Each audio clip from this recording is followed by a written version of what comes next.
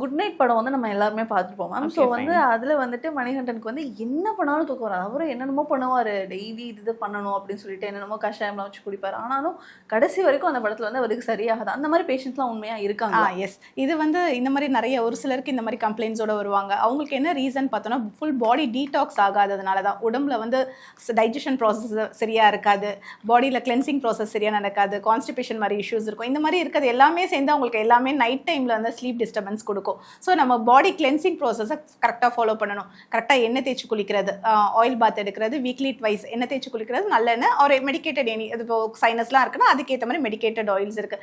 Oil bath போது தலைக்கு apply பண்ணிட்டு பாடி ஃபுல்லாக அப்ளை பண்ணிவிட்டு ஒரு ½ hour கழிச்சு லூக் வார்ம் வாட்டரில் குளிக்கிறது. இந்த மாதிரி பண்ணும்போது அந்த டேயில் அவங்களுக்கு நல்ல ப்ராப்பர் ஸ்லீப் கிடைக்கும். அந்த எக்ஸ்ட்ரீம் டயர்ட்னஸில் ஸ்லீப் போகாமல் ப்ராப்பர் ஸ்லீப் இருக்கும்போது அவங்களுக்கு அந்த குரட்டை சவுண்டு இருக்காது.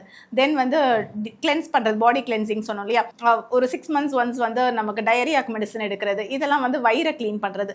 தென் ஜென்ரல் டீடாக்ஸ் அட்லீஸ்ட் வீக்லி ஒரு 3 days ஒன்ஸாவது எடுத்துக்கலாம். ஒரு இஞ்சி, ஒரு மிளகு, வெத்தலை, வேப்பலை, இதெல்லாம் சேர்ந்து ஒரு டீடாக்ஸ் மாதிரி ஒரு ட்ரிங்க் மாதிரி பண்ணிட்டு ரொம்ப காட்டம் இல்லாமல் ஒரு மினிமல் காட்டத்தோடு குடிக்கும்போது இதெல்லாம் பாடி கிளென்ஸ் பண்ணும், வயிறு க்ளீன் ஆகும். ஸோ டைஜஷன் ப்ராசஸ் ப்ராப்பராக இருக்கும்.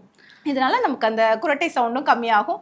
தென் ஆயில் பாத் எடுக்கும்போது தூக்கமின்மை இஷ்யூக்கும் அது ஒர்க் ஆகும்.